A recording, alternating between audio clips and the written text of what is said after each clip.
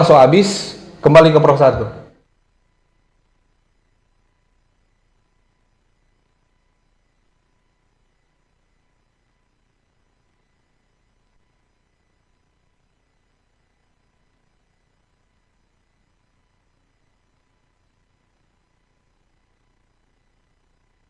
Saatnya Anda ikuti dialog interaktif Jaksa Menyapa, ruang khusus untuk memperoleh pencerahan, solusi tentang keluhan, permasalahan hukum yang Anda hadapi.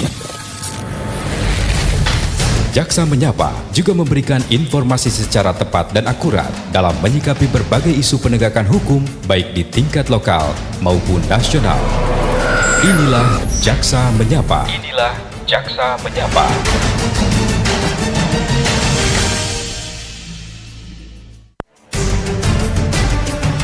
Saatnya Anda ikuti dialog interaktif Jaksa Menyapa, ruang khusus untuk memperoleh pencerahan, solusi tentang keluhan, permasalahan hukum yang Anda hadapi.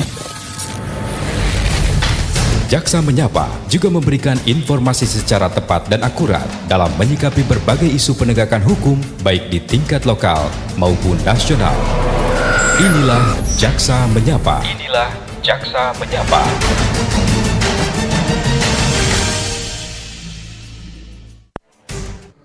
Oke, baik, selamat siang pendengar dan sahabat budaya dimanapun Anda berada. Kembali kita berjumpa ya dalam program Jaksa Menyapa. Tentunya hadir setiap Selasa dan Kamis. Dan untuk siang hari ini kami bersama-sama dengan Kejaksaan Negeri Tomohon. Kita akan membahas ini terkait dengan bagaimana mengenali sebelum terjerat ya pelanggaran hukum pinjaman online atau pinjol dan dampaknya ya. Dan topik ini memang sudah sering kali dibahas dan memang sangat penting sekali untuk dibahas juga ya. Dan sudah hadir di studio kami narasumber dari Kejaksaan Negeri Tomohon. Ada Pak Sandi Nugraha Iskandar SH selaku Kepala Subseksi 2 pada Seksi Intelijen Kejaksaan Negeri Tomohon. Selamat siang Pak Sandi. Siang Pak. Iya, apa kabar Pak Sandi? Alhamdulillah baik Pak. Baik, sehat ya. Sehat. Oke. Kemudian di samping sebelah kanan ada Ibu Ruth Grace Napitupulu SH selaku penelaah penuntutan dan penegakan hukum calon jaksa pada Seksi Intelijen Kejaksaan Negeri Tomohon. Selamat siang Ibu Grace. Siap, selamat Ketemu siang, lagi Bapak. Ibu Grace ya. Ketemu lagi kita. Udah lama ya nggak ketemunya ya Pak? Iya itulah. Oke, baik dan pendengar serta sahabat budaya dimanapun Anda berada. Jadi Anda bisa ikuti siaran kami melalui terestrial Pro 4 ya di frekuensi 1188 dan 88,6 FM ya. Karena untuk terestrial Pro 1 saat ini ya lagi siaran langsung Piala Dunia Belanda versus Maroko. Dan Anda bisa bergabung nanti bersama kami di sesi interaktif di line telepon, SMS, WhatsApp di 082195835080 ataupun di 085342400928 ya. Oke, pendengar, seperti kita ketahui bersama bahwa sesuai dengan topik kita ya, kenali sebelum terjerat pelanggaran hukum pinjaman online atau pinjol dan dampaknya. Ya, di era digital seperti saat ini memang kebutuhan memang saat ini sangat mudah untuk didapat ya, termasuk bagaimana meminjam uang ya, tidak harus antri ya, cukup melalui genggaman tangan. Dana bisa langsung cair hanya dalam hitungan menit ya. Namun di balik kemudahan itu ternyata pendengar tersembunyi jerat berbahaya. Banyak orang tergoda ya tidak baca dulu syaratnya dengan teliti ya akhirnya terjebak dalam lingkungan ataupun lingkaran bunga yang mencekik ya belum lagi penagihan yang kasar hingga terlibat akhirnya dalam perbuatan yang ternyata melanggar hukum. Dan masalah pinjaman daring atau pinjaman online atau pinjol memang seringkali menimbulkan kerugian material ya ataupun batin, bahkan bisa berujung ke proses hukum. Nah, agar kita tidak menyesal di kemudian hari, mungkin lebih baik kita kenali dulu sejak dini sebelum terjerat. Dan siang hari ini sekali lagi kami sudah bersama dengan Kejaksaan Negeri Tomohon. Kita akan membahas topik ini siang hari ini. Langsung saja saya ke untuk narasumber kita siang hari ini. Ya, saya ke Pak Sandi ya. Saya panggil Pak Sandi ya. Boleh, Oke. Pak. Pak Sandi, ini kan topik ini sudah sering diangkat. Nah, siang ini diangkat kembali. Ini seberapa penting topik ini harus diangkat terus? Nah, menurut saya ini Pak, Ya. topik terkait pinjaman online itu dirasa sangat penting karena di masyarakat ini sudah banyak sekali terjadi seperti permasalahan hukum yang berawal dari pinjaman online. Iya. Dilakukan oleh seseorang yang mungkin butuh dana cepat, Iya. sehingga melakukan pinjaman online, dan pada pelaksanaannya nanti mungkin si debitur nih gagal bayar atau apa, nah dilakukan tuh penagihan yang tidak sesuai prosedur sehingga muncullah perilaku-perilaku atau tindakan-tindakan pidana. Nah, sebelum itu mungkin dapat dijelaskan juga terkait definisi pinjaman online itu apa sih dan peraturan mana yang mengatur itu. Nah, itu dia. Itu yang mungkin masyarakat perlu tahu ya sekarang, karena ternyata masyarakat banyak juga yang masih terkecoh ya, apalagi Betul. dengan tawaran-tawaran bunga yang Nah, itu proses cepat. menggiurkan. Nah, proses cepat, nggak perlu antri. Oke, bisa dijelaskan lebih lanjut Pak Sebelum Sandi, masuk silakan. terlalu jauh, kita bahas dulu terkait penjelasannya itu, Pak. Oke. Pinjaman online atau pendanaan berbasis teknologi informasi adalah layanan jasa keuangan yang mempertemukan pemberi dana dengan penerima dana melalui sistem elektronik atau internet. Perlu dipahami bahwa pinjaman online bukan merupakan kegiatan yang dilarang, yang mana hal tersebut diatur dalam POJK nomor 40 tahun 2024 tentang layanan pendanaan berbasis teknologi informasi. Yang dilarang adalah apabila penyelenggara menjalankan usahanya tanpa izin OJK atau melakukan praktik yang melanggar hukum, misal contohnya dalam penagihan itu tadi tersebut. Oke. Nah, itu kalau dilihat dari definisinya ya, tapi sebenarnya pinjaman online dan pinjaman biasa apa resmi dan tidak resmi itu apakah melanggar aturan hukum atau bagaimana Pak Sandi? Ibu Grace mungkin. Oke. Kalau dibilang melanggar hukum pasti ada yang melanggar hukumnya ya. Namanya udah ilegal tuh. Legal dan ilegal yang berlandaskan hukum sama yang tidak berlandaskan hukum. Pasti ada itu. Nah, kalau yang ilegal, yang ilegal itu udah diatur dalam POJK nomor 40 tahun 2024 sama Undang-Undang nomor 4 tahun 2023 tentang pengembangan dan penguatan sektor keuangan atau PPSK gitu. Terdaftar begitu ya? Terdaftar. Jadi dia udah ada, kalau misalnya teman-teman mau ngecek itu di website OJK sendiri itu udah ada daftar-daftarnya. Jadi ada sekitar berapa puluhan gitu yang terdaftar yang dia legal. Jadi kalau teman-teman mau mengajukan pinjaman ke situ aman gitu. Jadi di luar dari situ berarti yang menjadi curiga kita. Jadi itu pasti ada perbedaan-perbedaannya yang pinjol ilegal sama yang tidak ilegal. Kalau yang tidak ilegal seperti apa? Kalau yang tidak ilegal itu Kan hampir mirip dia ya. Bener. Legal dan ilegal hampir mirip dia. bener tipis-tipis sebenarnya. Tipis-tipis, ya. Jadi kalau perbedaannya itu yang legal ilegal itu pertama dari legalitas dan pengawasan. Kalau yang legal itu pasti dia terdaftar. Kayak tadi saya bilang di OJK itu terdaftar secara resmi. Ada nama-namanya. Terus ada daftarnya juga, ada linknya untuk kita di direct ke tempat peminjamannya itu. Nah, kalau yang tidak ilegal sendiri berarti kebalikannya, tidak terdaftar di OJK. Terus identitas perusahaannya. Identitas perusahaan itu kalau legal ada namanya, ada kantornya, ada sertifikasi si kantornya ada.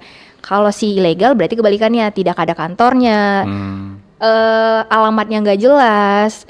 Terus kita juga mau mengadu juga kita nggak tahu kemana ini. Mau demo juga nggak tahu kemana ini gitu. Terus yang selanjutnya itu terkait biaya dan bunga. Nah, ini yang menjadi permasalahan masyarakat pada umumnya nih. Karena kalau misalnya OJK itu udah ada aturannya. Kalau misalnya dia legal, udah ada itu sekitaran kalau nggak salah ya 0,1 itu atau adalah peraturan yang di SEOJK, surat edaran OJK itu. Jadi udah diatur tuh bunganya itu nggak boleh lebih dari 0,1 atau tidak boleh lebih dari 100% dari yang kita pinjam. Jadi setransparan itu dan udah terstruktur itu. Sedangkan kalau misalnya ilegal itu nggak ada. Jadi kita dikasih pinjem, tiba-tiba besok bunganya naik sampai batas yang tidak ditentukan tadi. Itulah yang mencekik masyarakat tadi. Disitulah permainan bagi oknum-oknum nakal.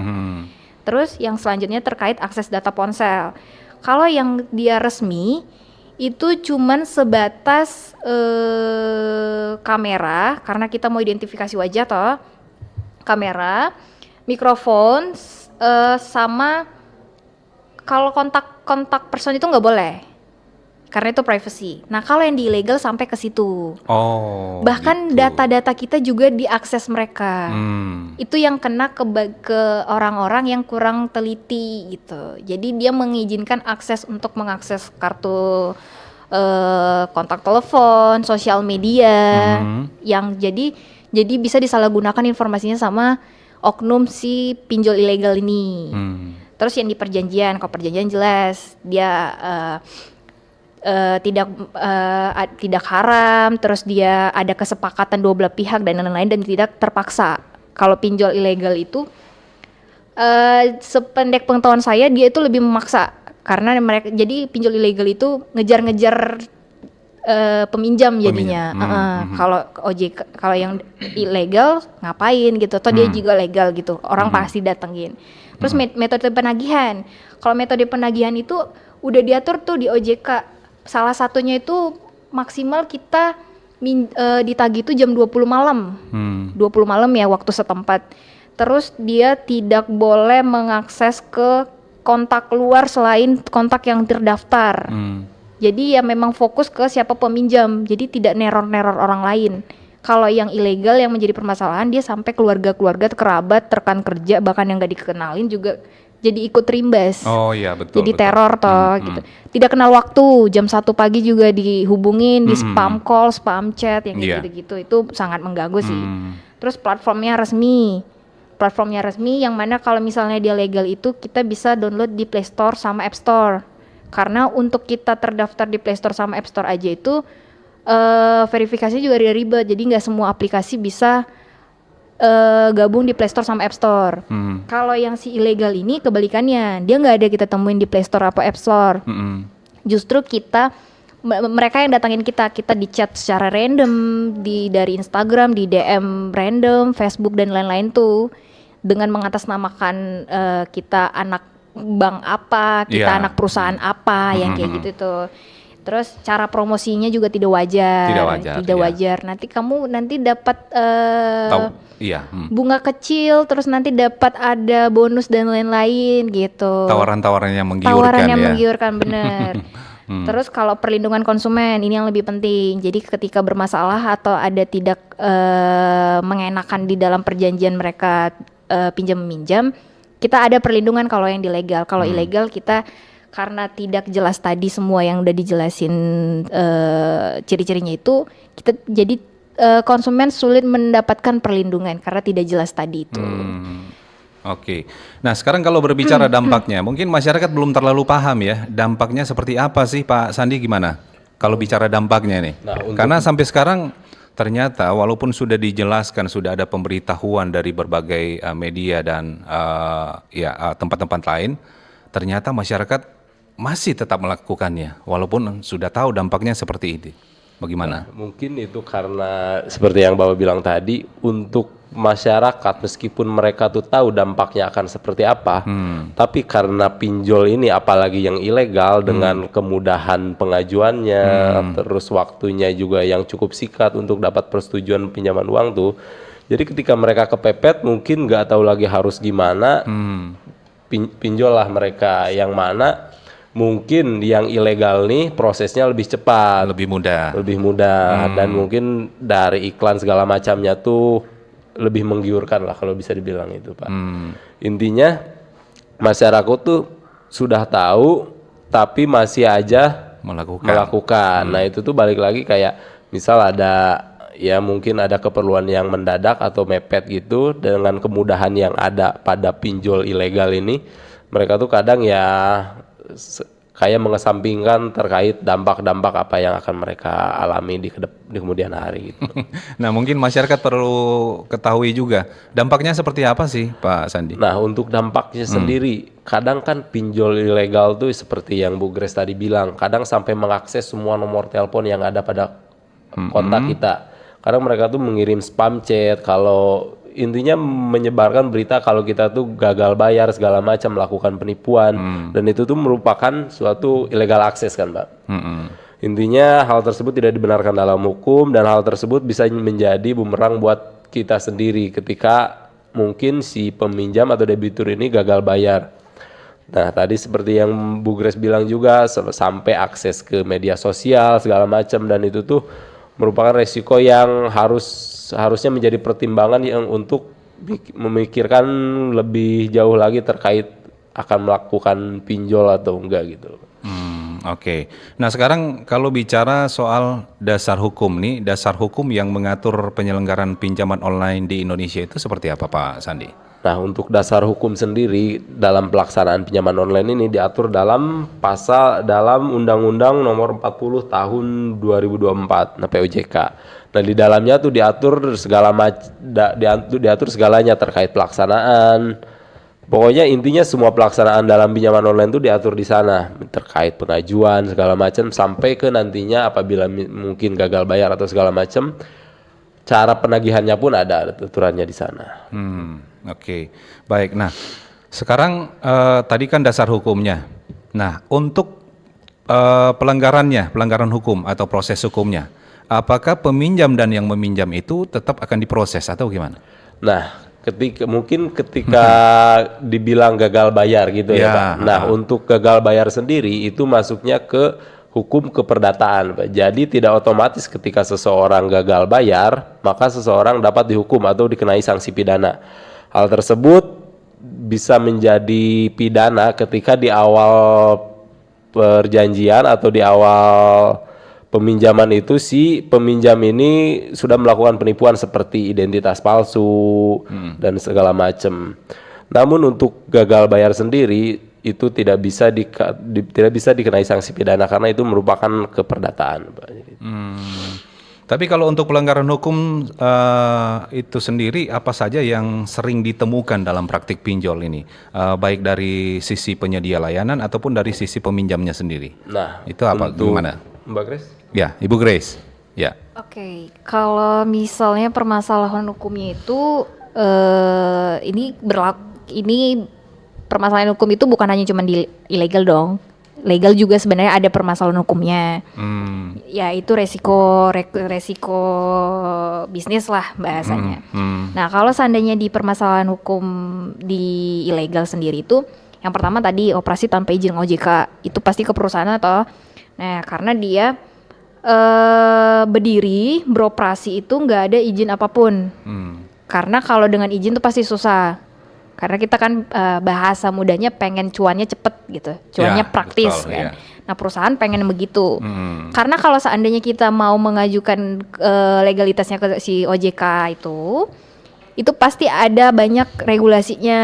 Kita harus bayar apa, kita harus ngurus apa, kita harus mempersiapkan apa. Itu yang manusia mungkin pengen skip dulu lah yang di situ. Nah, itu kalau operasi tanpa izin OJK itu diatur dalam pasal 3 Undang-Undang OJK nomor 21 tahun 2011, sama tadi yang kayak kata Pak Sandi bilang yang itu pas yang di POJK pasal 40 POJK 40 tahun 2024. Nah, di situ mayoritasnya itu bahkan pinjaman online ilegal itu nggak memiliki izin resmi si OJK-nya. Itu yang menjadi permasalahan di masyarakat. Bahkan tuh kemarin pernah cross check survei itu di tahun 2025, karena ini belum habis ya 2006, jadi kita pakai data 2025. Itu ada 56.620 pengaduan di 2025. Di 2025 dari 1 Januari sampai Desember. Ya? Banyak. Itu terkait pengaduan yang diterima. Cuman untuk pinjaman ilegalnya itu ada 21.249. Hampir setengah itu, hampir setengah kan tuh. Nah, berarti maksudnya udah se-urgency itu untuk pinjaman-pinjaman online ini yang udah menyasar ke masyarakat. Nah, itulah yang menjadi permasalahan dan PR bersama. Nah, kalau tahun 2025 segitu banyaknya, berarti kalau tahun 2026 ini sudah memasuki pertengahan tahun, sudah berapa banyak itu? Harusnya sih lebih banyak ya. Lebih banyak pasti ya. Kemarin aku pernah cek sih, cuman karena mungkin masih diupdate terus. Soalnya di 2024 kalau nggak salah ingat itu masih belasan ribu. Nah ini sudah di angka 21.000. Nah kemarin itu yang pinjolnya ilegalnya itu masih belasan ribu. Naiknya banyak signifikan sampai 2 kali lipat toh. Jadi itu permasalahan dan semoga di 2026 PR-nya udah menekan angka pinjol Bisa inilah. menekan. Terus terkait permasalahan penyalahgunaan data pribadi yang kayak tadi bilang Pak Sandi itu yang sampai ke kontak personnya, sampai ke sosial media, alamat, yang kayak gitu-gitu, itu sangat-sangat bahaya banget ya. Kalau misalnya untuk jadi buat ini perusahaan-perusahaan ilegal, jadi itu udah diatur di dalam pasal 65 sampai 66 Undang-Undang PDP nomor 27 tahun 2022. Terus kalau dia terkait penggunaan data pribadi ini disebar ke sosial media, itu bisa kena Undang-Undang ITE pasal 27B. Jadi nggak semata-mata gitu. Jadi kalau misalnya dia mau mengakses seluruh kontak galeri kameranya itu harus ada izinnya gitu. Itu dilindungin sama undang-undang. Tapi kalau misalnya kasus penyalahgunaan data ini terjadi, itu apa hukumnya dan apa ancamannya? Di pasal 66 itu diatur sih, di 65 sampai 66 itu kurang lebih pidana penjara 5 tahun. 5 tahun. 5 tahun. Untuk peminjam ya? Bukan, untuk si perusahaannya ini. Iya, perusahaan ya. Yang menyalahgunakan, pemberi pinjaman. Benar, menyalahgunakan data pribadi kita. Kalau misalnya dia ngakses atau secara sepihak nyebar, misal nih ada foto kita, terus dia buat kata-kata yang gimana-gimana, itu kita bisa lapor. Yang begitu. Nanti dia bisa kena UU ITE. Untuk terkait penyebarannya, nanti ada pasal lain untuk dia terkait hal-hal yang mengganggu lainnya tuh, misal seperti penagihan yang terkait intimidasi dan ancaman. Nah dia udah nyebar, terus dia diintimidasi sama ancaman secara langsung, mungkin didatangin rumahnya, diteror secara langsung, mungkin ke sekolah atau ke kantor, tuh kan meresahkan banget ya, orang-orang kantor nggak tahu tiba-tiba digeruduk gitu. Iya betul. Nah itu kita di undang-undang udah diatur di pasal 27B Undang-Undang ITE tadi, sama di pasal 482 terkait pemerasan. Jadi dia ngancam nih, padahal let's say utang dia 5 juta, tapi dia enggak, kamu harus bayar 15 juta yang kayak gitu. Jadi diperas tuh, padahal tidak sesuai dengan perjanjian awal. Sudah berbunga ya. Bener, bunganya banyak banget. Terus di pasal 483 terkait pengancaman, kalau kamu nggak bayar, kamu nggak kasih dengan tempo deadline sebegini, kamu nanti ya nengok ya, nanti anak kamu begini, itu kan bahaya ya. Itu bisa dilapor dengan ancaman pasal pengancaman tadi. Begitu. Terus ada bunga yang tidak wajar, yang tadi harusnya dia bayarnya 5 juta, dia utangnya 5 juta, dia bayar 15 juta, udah 3 kali lipat. Tidak wajar, dan itu tidak ada aturan, karena mereka tidak legal, tidak ada aturan di awal. Jadi ya janji sekedar janji, hitam di atas putih, yang begitu. Itu yang untuk ilegalnya. Nah ini yang sering terjadi nih. Bagaimana jika seseorang meminjamkan data dirinya untuk didaftarkan orang lain, bahkan menjadi perantara dari penyaluran pinjol ini? Apakah hal ini juga memiliki resiko hukum, Pak Sandi? Nah, untuk peminjaman data pribadi misalnya itu saya ya, pinjamkan ke Pak Sandi datanya, gimana? Nah, untuk peminjaman data pribadi ini, untuk mungkin saya misal pinjamkan data pribadi saya ke Bapak untuk digunakan, Bapak mungkin menggunakan data pribadi saya untuk melakukan pinjaman pinjaman online itu. Nah, itu jatuhnya kayak, kan nanti tuh ketika si peminjamnya gagal bayar, otomatis yang dikejar tuh kan yang si punya identitasnya tersebut. Bukan orang yang meminjam data. Nah itu tuh sering terjadi ya, namun tanpa sepersetujuan dari yang punya identitas. Nah itu yang menjadi salah satunya permasalahan hukum yang ada dalam permasalahan pinjol ini, Pak. Jadi intinya tuh mereka tuh kayak mencuri data pribadi segala macam untuk dilakukan pinjaman online, seperti kan dengan mudahnya dengan foto KTP aja seseorang bisa melakukan pinjaman online dengan jumlah sekian misalnya tanpa diketahui oleh si yang punya kartu identitas tersebut. Nah, ketika nanti si peminjam ini gagal bayar atau segala macam ada permasalahan dalam pinjamannya, yang dikejar tuh si yang punya identitas. Nah, itu tuh yang lumayan banyak juga, yang lumayan banyak terjadi permasalahan dalam pinjaman online ini. Salah satunya itu. Oke, nah ini yang saya penasaran gini nih Pak Sandi. Bagaimana dengan pinjol ilegal itu? Ketika terjadi kasus, misalnya peminjam, apakah ada kemungkinan terjerat pasal pidana kalau memang itikadnya tidak mau membayar atau melunasi utangnya? Ini untuk ilegal ya? Untuk yang ilegal. Nah, untuk yang ilegal ini ketika si debitur atau peminjamnya ini gagal bayar atau mungkin Tidak ada mau membayar, itikat baik dari awal, kalau ini minjam bahwa akhirnya tidak akan dibayar, nah itu karena mungkin ini ilegal, jadi tidak ada dasar hukum terkait, kan bukan badan hukum juga, jadi tidak ada hitam di atas putih seharusnya kalau ilegal ini. Jadi tidak ada proses hukum tidak itu? ada proses hukum. Tapi kalau yang legal gimana? Kalau yang tetap legal ada ya? tetap ada, karena itu juga telah diatur di POJK dan dalam persetujuannya pun, dalam peminjamannya pun kita ada hitam di atas putih seperti syarat dan ketentuannya tuh itu memang dikasihkan dari si kreditur ke debitur untuk dibaca dan disetujui sehingga nanti dicairkannya uang pinjaman tersebut. Iya, karena memang yang namanya legal berarti kan sudah terdaftar di OJK ya. Terdaftar di OJK. Oke. Baik, pendengar dan pemirsa dimanapun Anda bisa mendengarkan siaran kami siang hari ini ya. Masih dalam program Jaksa Menyapa untuk siang ini kita membahas terkait dengan pelanggaran hukum pinjaman online dan dampaknya. Nah, kita akan break dulu sejenak ya. Nanti kita akan kembali untuk Anda baik di line telepon, SMS, dan WhatsApp di 0821 9583 5080 atau bisa juga melalui kanal YouTube RRI Manado ya. Oke, baik, kita akan kembali untuk Anda. Kanal informasi dan inspirasi Pro 1.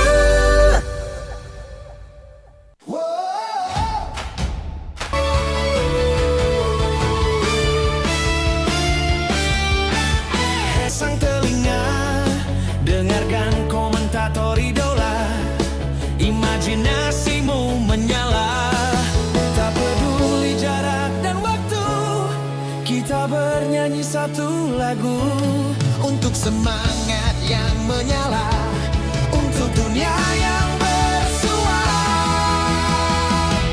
Dari desa sampai kota, di udara kita bersama, sepak bola dan cinta merdeka.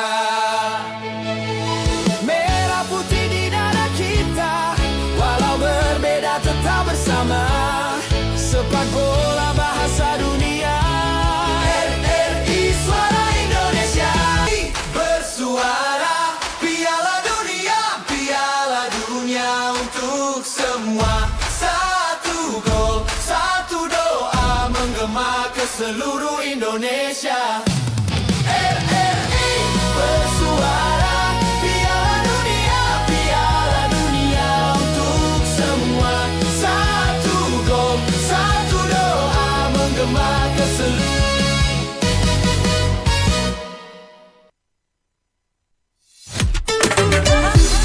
Kanal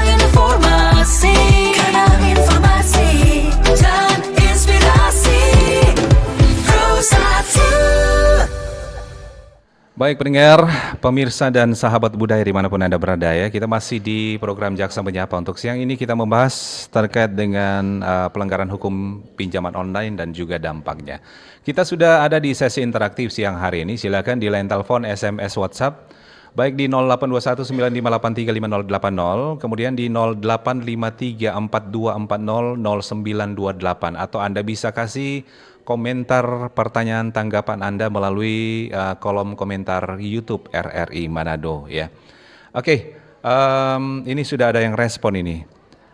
Ada kita teman, dia nyandak pernah bapinjam pinjol. Mar tiba-tiba banyak tagihan pinjol sampai angka mendekati 100 juta dan sekarang dia tertekan secara psikis. banyak aset yang dijual untuk melunasi hutang yang bukan dia gunakan dan juga membuat datanya terblacklist secara BI checking. Sekarang suami korban terpaksa merantau untuk melunasi hutang yang tidak dia pinjam. Ini bagaimana mengatasi kasus seperti ini? Ah, ini menarik ini. Gimana Ibu Grace mungkin ya? Oke. Berarti ini Hmm. kurang lebih orang Manado ya atau Iya. sekitarnya ya. Ini kasihan juga ini kasus ini. Iya, kalau dia gini. Sudah. dia nggak nyampe 100 pinjemnya, tapi akhirnya dia ditagih 100 gitulah, kurang lebih ya.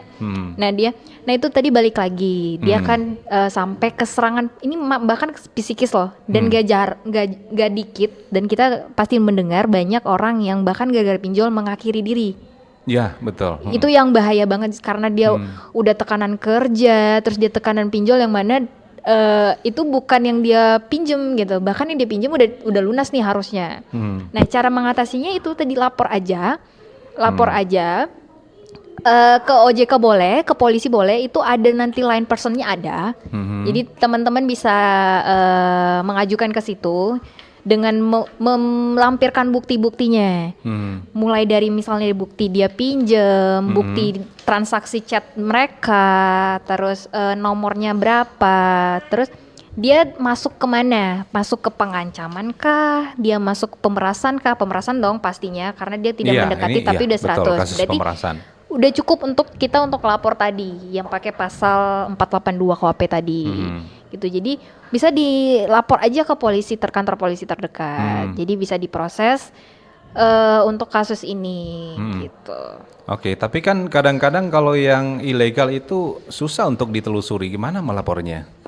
Nah, mungkin ada Pak tambahan Sandi. sedikit terkait hal tersebut.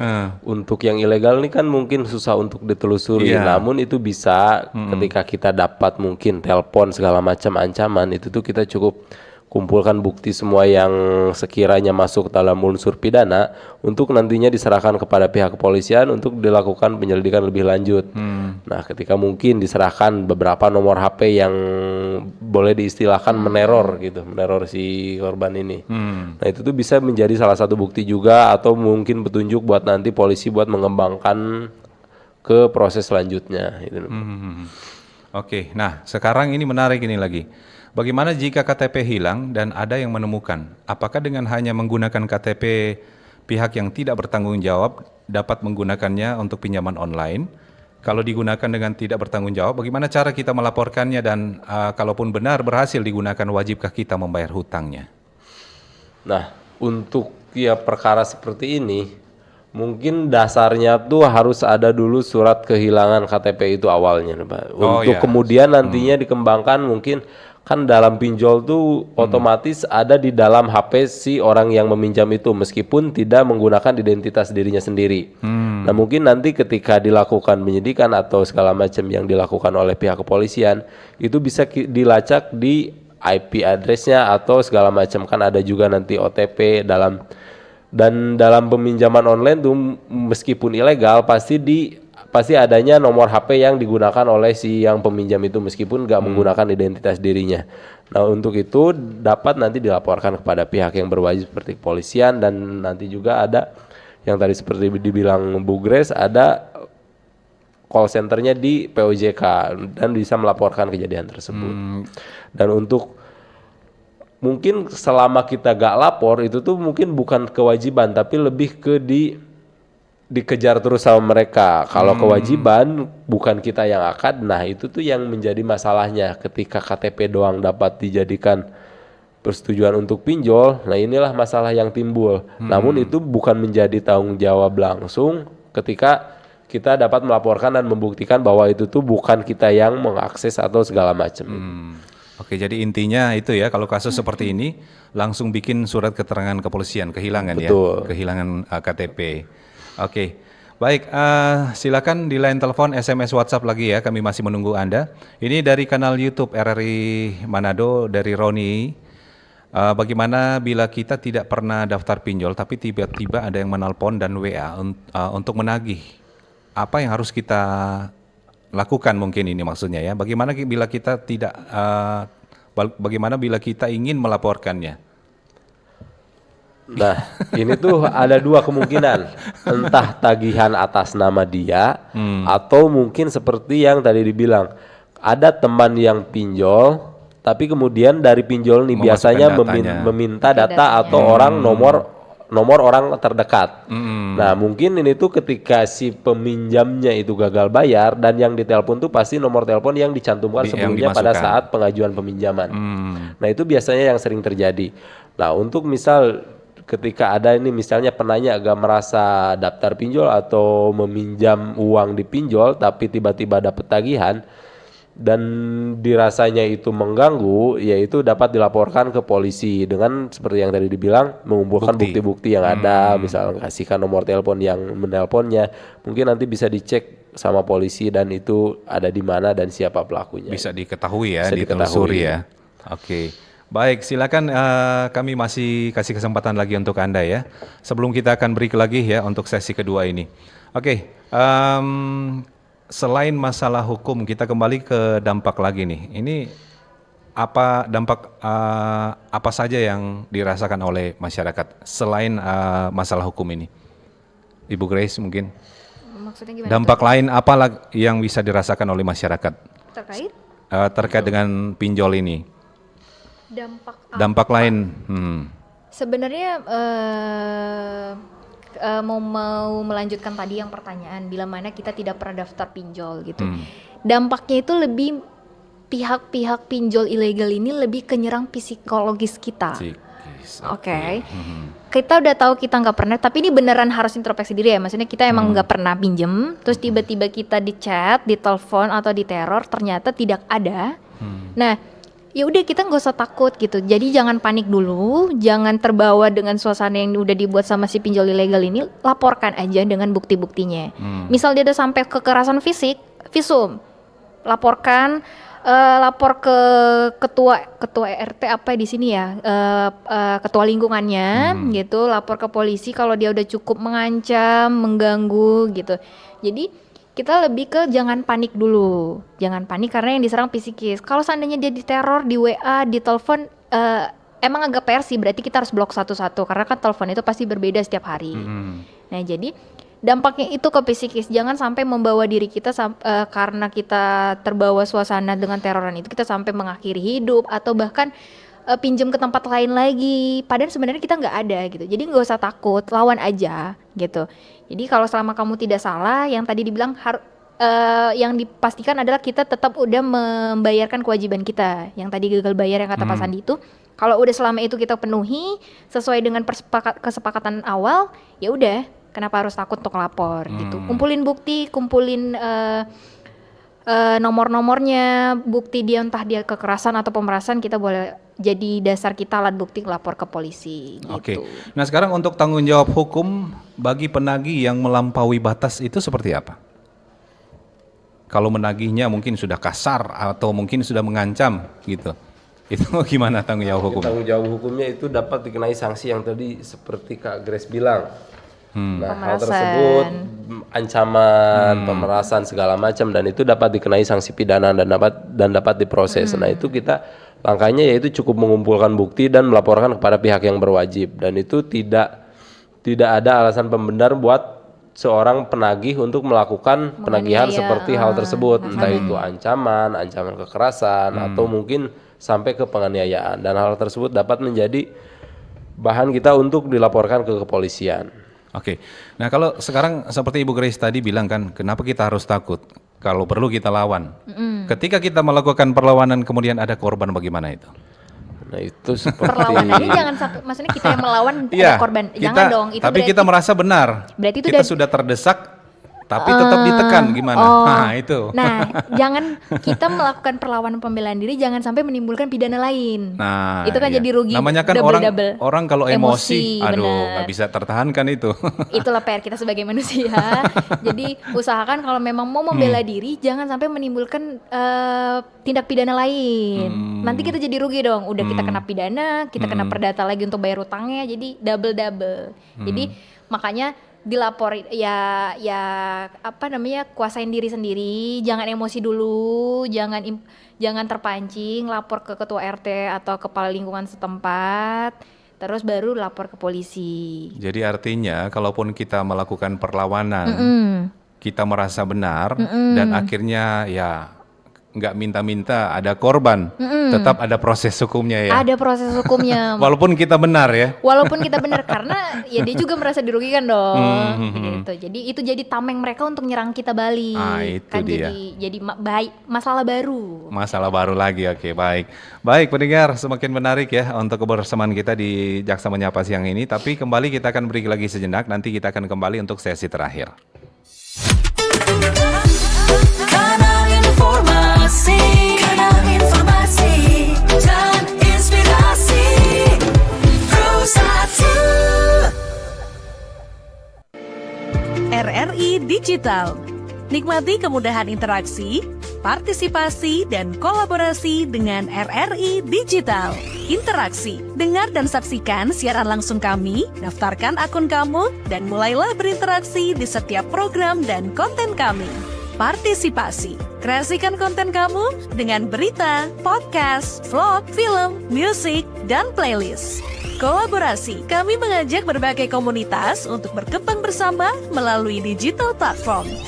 RRI Digital sekarang menghadirkan terobosan baru, workspace platform dan online learning platform dengan fasilitas-fasilitas unggulan, monitor impact dan outcome, meeting online, video conference, dan library. RRI Digital menghadirkan fitur-fitur untuk peningkatan interaksi, partisipasi, kolaborasi, workspace, dan learning. Yuk segera download RRI Digital. Wih, keren banget nih. Katanya ada obat herbal bisa mencegah sakit gigi seumur hidup. Ada hoax tuh. Widih. Ini juga keren nih. Ada sumber energi baru PLTH, pembangkit listrik tenaga hampa. Iya, itu juga hoax kali. Lu bacanya apaan sih? Aduh, pantesan portal abal-abal lu baca. Kalau mau baca berita yang lengkap tapi udah verified, mulai dari berita nasional, internasional, olahraga, gaya hidup sampai hiburan, lu cukup klik rri.co.id. Di situ lu juga bisa streaming RRI Digital. Aduh, makanya cek-cek dulu biar gak kegocek di rri.co.id.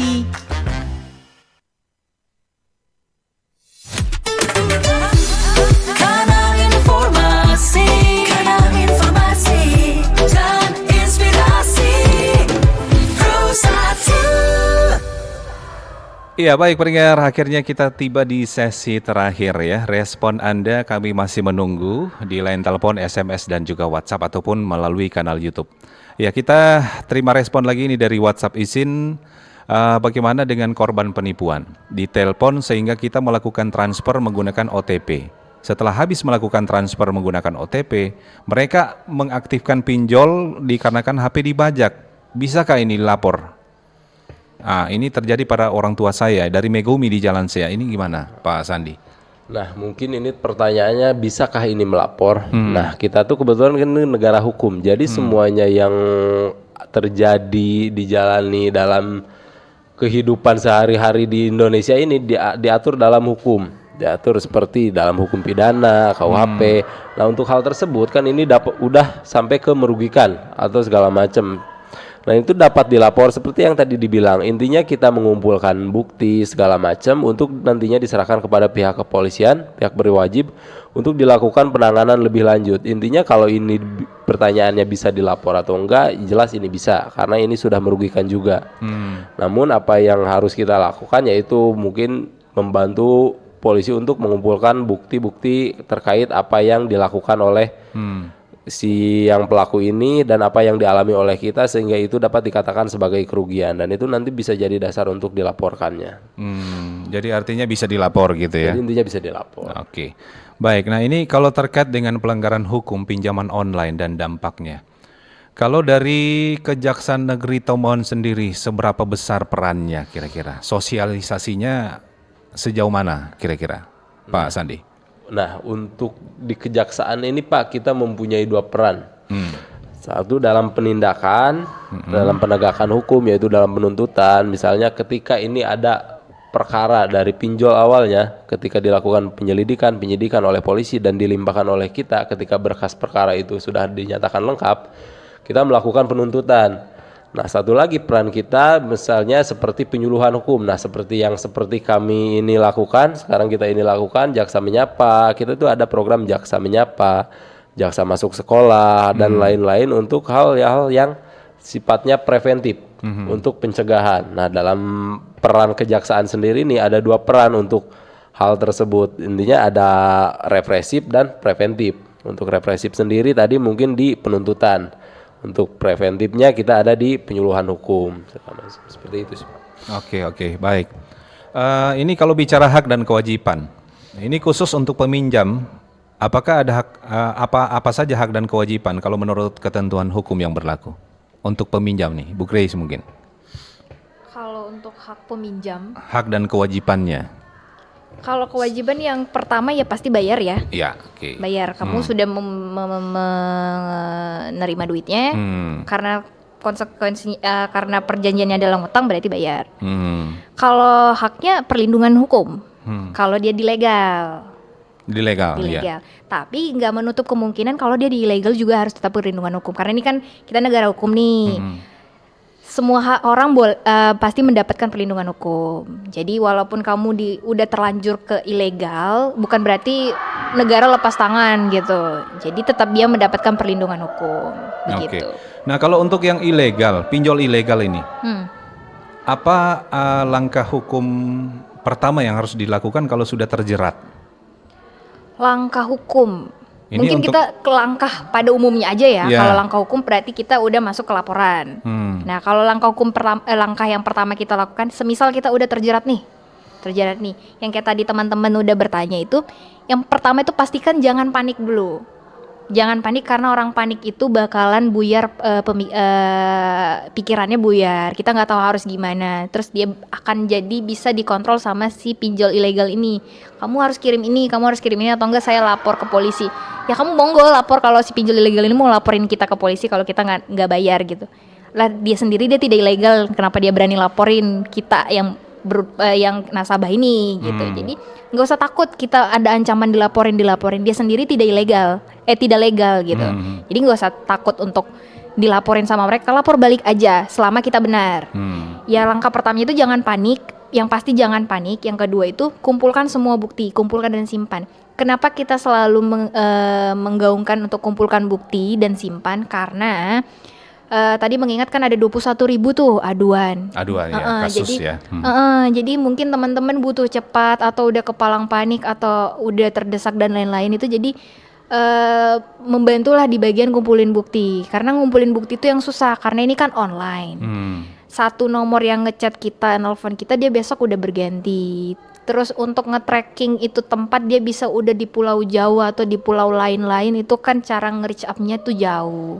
Jadi kita seminimalisir untuk membantu mungkin untuk mengumpulkan si bukti-bukti ini. Kumpulkan bukti, screenshot atau mungkin dia penganiayaan langsung kumpulkan bukti fisiknya, visumnya dan lain-lain.